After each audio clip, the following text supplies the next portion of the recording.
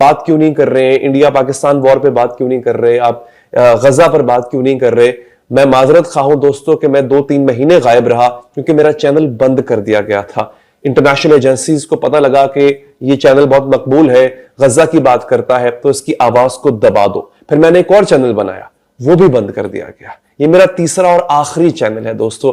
अगर आप लोग साथ देंगे, अगर आप सपोर्ट करेंगे, कुछ नहीं, सिर्फ आपको सब्सक्राइब का बटन प्ले करना है ताकि पता लगे कि आज भी आप गजा की आवाज को दबा नहीं सकते हो। और फिर ये मेरी वीडियोस जो आने का सिलसिला है ये भी जारी रहेगा, मैं आप तक पहुंचाता रहूंगा मुसलसल। तो आपने ये एक मेहरबानी करनी है, यूं कह लें एक फेवर देना है आपने अपने भाई को। अच्छा, अब बात करते हैं इस बड़ी खबर की कि इस्राइल ने ईरान के सदर को असैसिनेट करने की, उनको मारने की कोशिश की और उस दौरान यह भी कहा जा रहा है कि उनकी टांग भी जख्मी हुई है।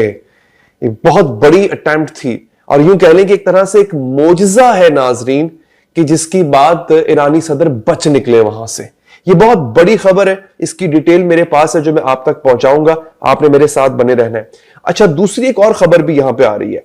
पाकिस्तान ने और टर्की ने ईरान को एक वार्निंग भी दी थी दोस्तों।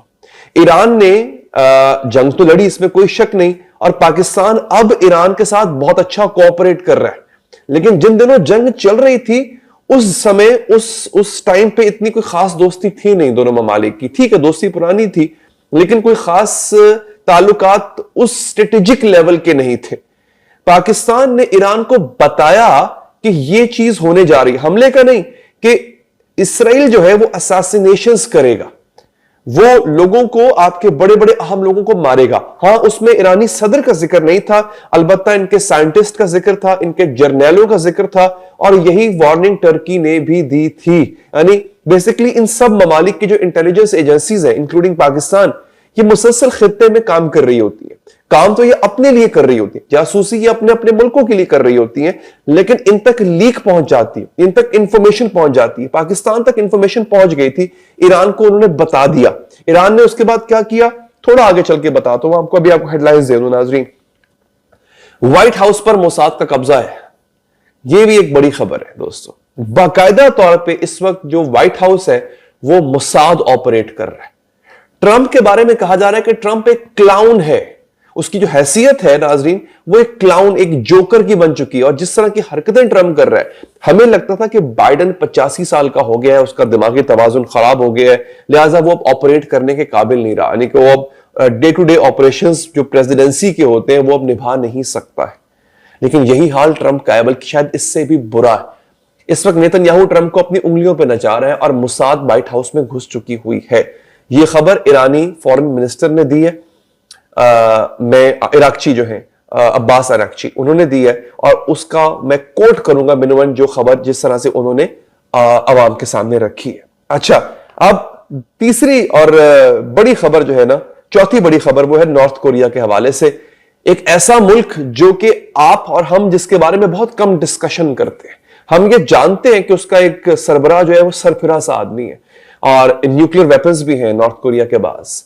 जंगजू कौम है, लड़ने वाली कौम है, पूरी दुनिया से अलग थलग रहते हैं, उन पे पाबंदियां भी बहुत ज्यादा हैं। लेकिन उसने जापान, अमेरिका और ऑस्ट्रेलिया, इनको जो है वो, और साउथ कोरिया, सॉरी, इन पे डायरेक्ट हमला करने की तैयारी कर रहा है नॉर्थ कोरिया। ये बड़ा अजीब और गरीब मामला है कि इस पूरे खेल के अंदर एक ऐसा मुल्क जिसका ताल्लुक भी, मतलब कोई बराह रास्त मिडिल ईस्ट से ताल्लुक नहीं है, मशरिक वस्ता से ताल्लुक नहीं है, अलग थलग बैठा हुआ है। जापान, साउथ कोरिया और नॉर्थ कोरिया आसपास ही कहीं रह रहे हैं। तो अचानक से वो हमला क्यों कर रहा है और क्यों तैयारी कर रहा है? सिर्फ तैयारी नहीं की उसने बाकायदा इस बात का ऐलान किया है। ये मेरे लिए बड़ी अचंभे की बात थी। ये मिस्ट्री है, एक राज है जो कि इंशाल्लाह इस वीडियो में आपको पता चल जाएगा। आगे बढ़ते हैं, आपको मैं पहले बड़ी खबर देता हूं। इस खबर को दोस्तों ग्लोबलाइज न्यूज से लेके, मिडिल ईस्ट अफेयर से लेके, अखबारों से लेके, सुलेमान अहमद जो कि मिडिल ईस्ट वॉर को कवर करने वाले सहाफी हैं, उन सब ने इसको कोट किया है। और ये थोड़ी देर पहले की खबर है दोस्तों, और कोट करते हुए उन्होंने अल जजीरा को कोट किया। बेसिकली इस खबर को ओरिजिनेट अल जजीरा ने किया। बतौर सहाफी मेरा यह काम है कि मैं आप तक सोर्स भी बताऊं, जो नोन सोर्सेज हैं वो बताऊं आपको। दोस्तों खबर आ रही है, अभी हवा में उड़ती नहीं आ रही, खबर इस सोर्स से आई है, तो अल जजीरा पे जाके आप इस खबर को देख भी सकते हैं, वेरीफाई भी कर सकते हैं। दोस्तों हुआ यह था कि इसराइल ने, देखिए किसी भी जंग में अगर आप सरबराहाने मुमलिकत को टारगेट कर रहे हो ना, तो ये एक ओवरस्टेप होता है। जंगों में सरबराहाने मुमलिकत को टारगेट नहीं किया जाता, ये एक तरह से कुछ जिनीवा कन्वेंशन के भी असूल है और वैसे भी कुछ अनसेड रूल्स है। लेकिन यहां पे कहा गया है कि एक सिक्योरिटी मीटिंग चल रही थी ईरानियों की। ये मैं उन हमलों की बात कर रहा हूं जब इसराइल ने बाकायदा तौर पे ईरान पे हमला किया था। उस दौरान प्रेसिडेंट मसूद पजेश्किन जो है वो एक सिक्योरिटी मीटिंग, सिक्योरिटी काउंसिल की मीटिंग हेड कर रहे थे, चेयर कर रहे थे। उस दौरान हमला होता है और ऐसा नहीं कि किसी ने आके बंदूक चलाई, बाकायदा बम्बार्डमेंट होती है उस जगह पे। और कहा गया है कि ये इजरायली प्लान का हिस्सा था।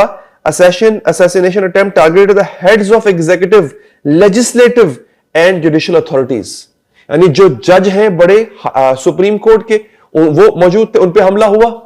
यहां पे इनके एग्जीक्यूटिव मौजूद थे, इनकी मुकन्नना लेजिस्लेटर यानी कि इनकी पार्लियामेंट के लोग मौजूद थे, और फिर खुद सदर मसूद पजेश्किन थे।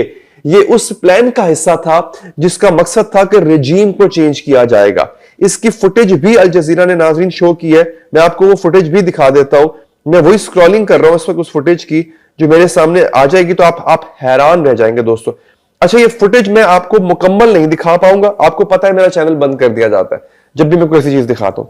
आप शायद यहां से देख सके, बमबारी की तरह हाल देखें, अगर आप लोग देख पाए बमबारी नजर आ रही है आपको। मैंने स्क्रीन बड़ी नहीं की इस वजह से क्योंकि फिर आपको पता है मेरा चैनल ब्लॉक कर दिया जाता है। ये इस लेवल की बमबारी थी दोस्तों, ये उस जगह पे की जा रही थी जहां पे सिक्योरिटी की मीटिंग थी। ये देखिए आप, उसके बाद जो केओस मचा, ये देखिए, ये देख रहे हैं आप, ये हालत थी दोस्तों। ये देखिए, दोबारा देखिए, ये देख रहे हैं आप, ये हालत थी दोस्तों। यहां पे इस वक्त सिक्योरिटी मीटिंग जारी थी और यहां पे बमबारी की गई। और बाज अकाउंट्स ये भी बता रहे हैं कि इसके दौरान जो है, अभी जो वीडियो बनाने वाला है ना, ये कोई हुकूमत का आदमी नहीं, आम शहरी है जो दूर बैठा वीडियो बना रहा था। जहां पे बमबारी हो रही है ये वो मकाम था, खुफिया मकाम था जहां पे ये सिक्योरिटी काउंसिल की मीटिंग जारी थी। और बाज शवाहिद ये भी हैं, बाज ऐनी शाहिदीन जो वहां मीटिंग में मौजूद थे, क्योंकि खबर लीक नहीं हो सकती लेकिन फिर भी किसी ना किसी तरह लीक हो जाया करती है। उन्होंने कहा है कि मसूद पजेश्किन ईरानी सदर की टांग जख्मी हुई थी, यानी इतना क्लोज ये हमला था।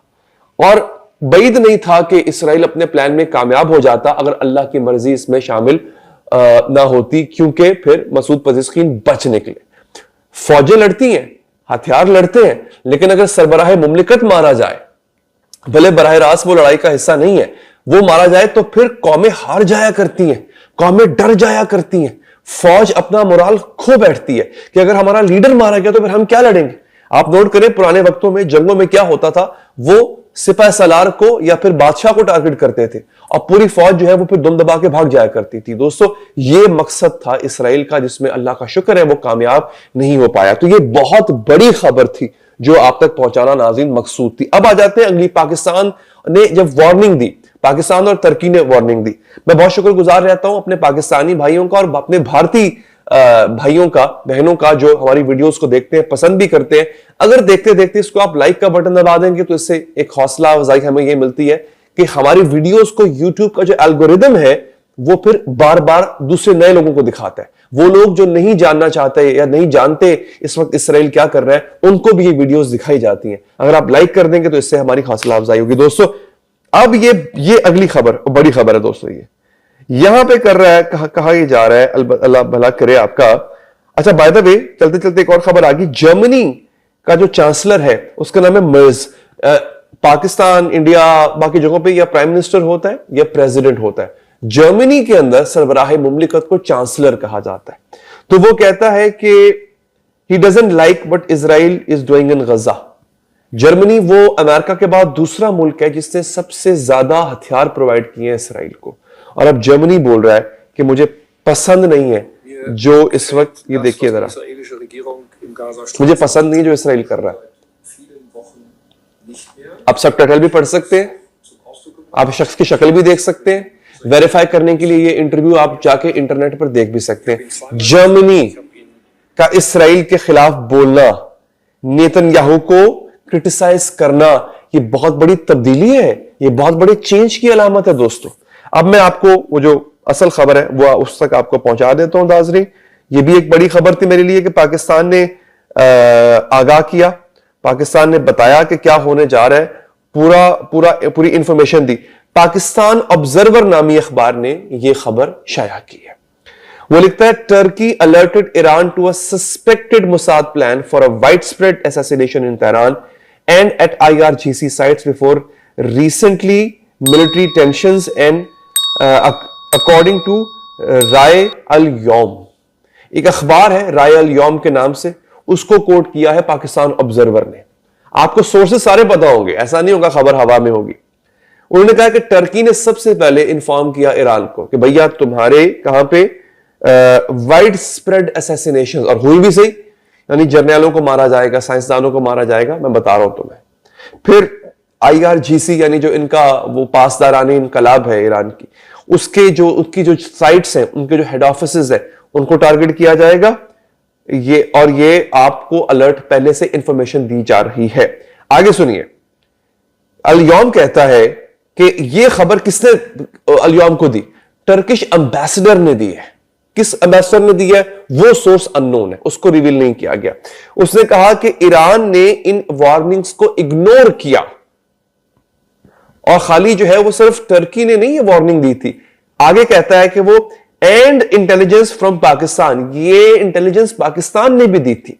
आप देखिए कि पाकिस्तान की इंटेलिजेंस जो है वो किस हद तक फैली हुई है कि मुसाद क्या करने जा रहा है इनको ये भी पता था। ये ऑब्वियसली बड़ी बात है कि मुसाद के जो आप यूं कह लें कि उसकी जो इंटेंशंस थी, उसकी जो नीयत थी, वो पाकिस्तानी इंटेलिजेंस भी भाप गई थी।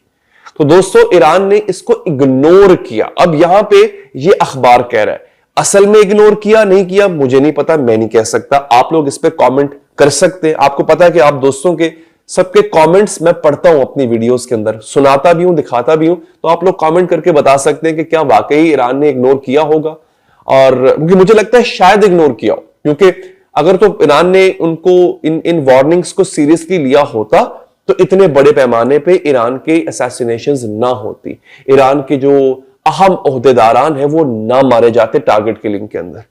तो ये हो सकता है ये बात सही हो, लेकिन ये बड़ी अहम खबर है। इसके अंदर मेरे लिए जो नुक्ता बड़ा था ना, जो मैंने नुक्ता अखज़ किया, वो ये था पाकिस्तान ने अगर ईरान को ये वार्निंग दी है कि मुसाद तुम्हारे लोगों को टारगेट करेगा, तो मेरे लिए अहम बात यह है कि इसका ISI पाकिस्तानी इंटेलिजेंस एजेंसीज वो मुसाद के अंदर भी घुस चुके हुए हैं।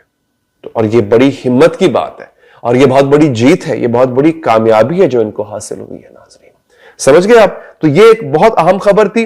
अब मैं आता हूं बड़ी इंटरेस्टिंग खबर के ऊपर, वो है नॉर्थ कोरिया के हवाले से। दोस्तों नॉर्थ कोरिया ने क्या कहा है, खबर चूंकि स्क्रॉल करनी होती है, मैंने जमा करके रखी होती है चीजें नाज़रीन, तो वो मैं अब आपके सामने लेकर आ रहा हूं। नॉर्थ कोरिया कहता है जनाब कि अब ऐसा नहीं होगा कि आप पूरी दुनिया पर चढ़ दौड़ेंगे, अब ऐसा नहीं होगा। दोस्तों हम करने के जा रहे हैं, नॉर्थ कोरिया का बयान ये है, ये मेरे सामने आ चुका है। नॉर्थ कोरिया वो कहता है कि US यानी अमेरिका, जापान और साउथ कोरिया, इन पर हम, ये आ गया, ग्लोबल आई न्यूज ने खबर दी है दोस्तों। North Korea says it is ready to take military action, यानी ये नहीं कि बस छोटा मोटा हमला, बाकायदा military actions against US, Japan and South Korea. वजह क्या है? To counter security threats. अभी हुआ कुछ नहीं है, ये तो कहते हैं ना कि मान ना मान मैं तेरा मेहमान, मुझे भी जंग करनी है, मेरा दिल कर रहा है। नॉर्थ कोरिया मुझे लग रहा है उसका दिल कर रहा है जंग करने का, उसको लग रहा है कि मुझे सिक्योरिटी थ्रेट्स है, और हैं भी सही, ऐसा तो नहीं। साउथ कोरिया, जापान और अमेरिका। जापान बेसिकली इत्तेहादी है अमेरिका का। ये तीनों ममालिक नॉर्थ कोरिया का दुश्मन है, तो ये तो ढकी चुकी बात है ही नहीं, और नॉर्थ कोरिया इनका दुश्मन है। लेकिन अचानक से ये कहना कि मुझे डर लग रहा है इनसे, मुझे सिक्योरिटी थ्रेट है इनसे, लिहाजा मैं इन पे हमला करने जा रहा हूं। इसका मतलब क्या होता है? मान ना मान मैं तेरा मेहमान, मुझे जंग करनी है। अब ये क्यों कर रहा है, इसके पीछे नियत क्या है?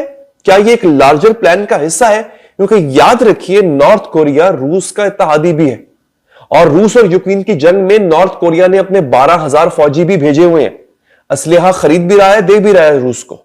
सो नॉर्थ कोरिया ये किसके कहने पे कर रहा है? और ये तीनों, इनमें से खास तौर पे जो इनमें यूएस है, वो तो इस वक्त ईरान का भी दुश्मन है। तो नॉर्थ कोरिया असल में किसकी मदद करने जा रहा है? यह बहुत अहम सवाल है दोस्तों। इस सवाल पर दोबारा मैं आपसे क्या कहता हूं, कुछ चीजें ऐसी होती हैं कि जो एक खास हद तक जाके आगे बंद गली आ जाती है, वहां पे तज्जिया चाहिए होता है। मैं कोई अकले कुल तो हूं नहीं कि सारे का सारा तज्जिया मेरे पास ही हो, इसीलिए मैं आप लोगों से हेल्प लेता हूं, आप दोस्तों से मदद लेता हूं कि आप भी तज्जिया दिया कि आप भी सोचिए जरा इस पर कि क्या वजह है नॉर्थ कोरिया जो ये अमल कर रहा है इन तीनों मुल्कों के खिलाफ मिलिट्री एक्शन लेने का, उसकी वजह क्या? और ये अनप्रोवोक्ड है, ऐसा नहीं कि इन तीनों ममालिक में से किसी ने एक ने बराह रास्त धमकी दी नॉर्थ कोरिया को, अपनी फौज बॉर्डर पे ले गए हो या कोई एक आधा मिसाइल हमला किया हो, ऐसा कुछ भी नहीं हुआ। उसके बावजूद नॉर्थ कोरिया का यह कहना कि मैं बहुत जल्द जो है वो एक्शन लेने जा रहा हूं, इसकी वजह क्या हो सकती है नाज़रीन? इस पर आप लोग तजिया दें। मैं आपके कमेंट्स को अपनी अगली वीडियो में शामिल करूंगा। और इस वीडियो में दोस्तों मैं आपकी अपनी पुरानी वीडियो थी, इससे पहले वाली वीडियो थी, उसके कमेंट्स शामिल करने जा रहा हूं, यूट्यूब के भी और फेसबुक की भी। खबर थी, बड़ी खबर, नेतन्याहू अपने ही जाल में फंस गया। यह बड़ी अहम खबर थी, अहम वीडियो थी, आप जाके देख भी सकते हैं। 7 अक्टूबर हमले का ड्रामा बेनकाब, कतर ने हमास को पैसे क्यों दिए? ये बड़ी इंपॉर्टेंट थी। ट्रंप की गंदी वीडियोस इलॉन मस्क के हाथ लग गई और बहुत कुछ इस वीडियो में शामिल है। ये जरा मैं अब आपके सामने ये इसके कमेंट्स जो है नाज़रीन रखने जा रहा हूं। एक तो तमाम दोस्तों ने इजराइल पर लानत भेजी है, आपको पता है मैं हर वीडियो में कहता हूं, शायद आगाज में इस दफा कहना भूल गया, सवाब का काम है, लानत जरूर भेजा करें इसराइल पर। क्यों? क्योंकि कहा जाता है जालिम के खिलाफ पहले तो हथियार उठाओ, ना उठा सको तो जुबान से बुरा कहो, यह सवाब का काम है। और लानत आपको पता है अल्लाह ताला ने शयातीन पर, जालिमीन पर कुरान में लानत की हुई है, तो आप भी कीजिए, सवाब मिलेगा इससे। अच्छा जी, अब आपके कमेंट्स हैं जो कि यूट्यूब पे आए हैं। अमीन धोराजी लिखते हैं, माशाल्लाह अली भाई आप बहुत अच्छी तरह समझाते हो, अल्लाह उम्मत मुसलमान को अपने हिफ्ज़ो अमान में रखे, अल्लाह यहूदो निसारा को तबाह बर्बाद करे। ठीक है जी, बहुत ये आपका कमाल का कमेंट आ गया। उसके भाई सिराजुल हक अंसारी साहब लिखते हैं, हैदर भाई अल्लाह ताला का अपना निजाम है, उसमें किसी भी इंसान को कोई भी अमल दखल नहीं है। दुनिया में जो कुछ भी हो रहा है सब कुछ लोहे महफूज में लिखा हुआ है, वो सभी घटनाएं अपने मुकर्रर वक्त पर होकर रहेंगी, इसमें कोई शक नहीं, बेशक। अच्छा, उसके बाद एक और साहब लिखते हैं इना चक्रवर्ती, वो कहते हैं बीजेपी का चाल है ये, बीजेपी की चाल है ये इंडिया से। मैंने कहा कि इंडिया से हमें बहुत से नाजरीन देखते हैं, बहुत शुक्रिया उनका। आपका न्यूज परफेक्ट है, आपकी न्यूज डिलीवरी एक्सेलेंट है, थैंक यू सो मच, बहुत शुक्रिया आपका। उसके बाद आलमीन शेख लिखते हैं, या अल्लाह पाक से फलस्तीन एंड यमन, बिल्कुल कोई शक नहीं है। फिर लोगों ने यही लिखा है, इन जालिमों दरिंदों पर अल्लाह की लानत हो, अल्लाह की फिटकार हो, कोई शक नहीं। अली भाई याकूब हुसैन लिखते हैं, अली भाई आपका हर वीडियो लाइक करता हूं, हैदराबाद इंडिया से देखता हूं। बहुत शुक्रिया जी, बहुत नवाजिश। इंडिया से, पाकिस्तान से, हर जगह से आप लोग इतना प्यार देते हैं दोस्तों, बहुत मैं आपका ममनून हूं। अस्सलाम वालेकुम हैदर भाई, मैं इंडिया से हूं, मैं आपकी हर वीडियो के बारे में बेसब्री से इंतजार करता हूं। अल्लाह आपको सलामत रखे, मैं सिर्फ अल्लाह से दुआ करता हूं कि हम सब मोमिन एक हो जाएं। बेशक इंडिया पाकिस्तान हर जगह के मोमिन एक हो जाएं, इससे खूबसूरत दुआ मैंने आज तक नहीं सुनी। आपका बहुत बहुत शुक्रिया। I totally agree. मोहम्मद साले लिखते हैं, totally agree with 7 October because of all Muslims ready to accept Israel and going to written agreement. Then Karbala जरूरी थी। अब देखो इसराइल की क्या पोजीशन है आफ्टर 7 अक्टूबर। हैदर भाई बहुत शुक्रिया, आपने तजिया दिया जी। दोस्तों अब आपके फेसबुक के कमेंट्स की बारी है। यूसुफ शिका लिखते हैं, लानत करते हैं, बल्कि जहरा अली साहब ने लानत की है, हुसैन अहमद साहब ने किया है। उसके अलावा साही अहमद शाह साहब फेसबुक पे लिखते हैं, सलाम अली भाई, अल्लाह पाक आपको सेहत और आफियत वाली दराजी उम्र बल खैर अता करे, आमीन। बहुत शुक्रिया अली भाई, आपकी तवज्जो एक अहम मसले की जानिब लाना चाहता हूं। गुजारिश यह है कि एक वीडियो कराची के लिए भी बना दे, जहां लाइट का संगीन मसला है और पानी का संगीन मसला है। वैसे तो कराची के बहुत सारे मसाइल हल तलब है, लेकिन पानी और लाइट के लिए अपनी पुर असर आवाज बुलंद करें। बिल्कुल करेंगे जी, आपका हुक्म की तामील होगी इंशाअल्लाह। महबूब अली, लानत बर इसराइल, बेशक। अच्छा, नूर इस्लाम साहब लिखते हैं, हैदर भाई अल्लाह आपको सलामत रखें, आपकी वजह से हमें सच्ची खबर भी मिल जाती है, वरना सोशल मीडिया पे तो ऐसे खबरें चल रहा होता है जैसा कि जिसका सच्चाई से कोई लेना देना नहीं होता है, बस लगे होते हैं वीडियो बनाने में। हाँ, लेकिन जब हमास ने हमला किया था मुझे भी कुछ गड़बड़ लग रहा था, क्योंकि इतना लोग घुसना और इस तरह लोगों को उठाकर ले जाना ये इसराइल की चाल थी। बिल्कुल सही। तजिया दिया करें, तजिया बहुत जरूरी होता है, मेरे नॉलेज में इससे इजाफा होता है दोस्तों। फिर बेशुमार लोगों ने, अब्दुल खान साहब ने, सैयद निसार हुसैन साहब ने, समी राजा साहब ने, सबने लानत की है, अल्लाह की लानत की दुआ की है इसराइल पर। साजिद जहांगीर हैं, मारिया बेग हैं, पीर किलंदर साहब हैं, शेख हुसैन साहब हैं, गुलबहार साहब हैं, नदीम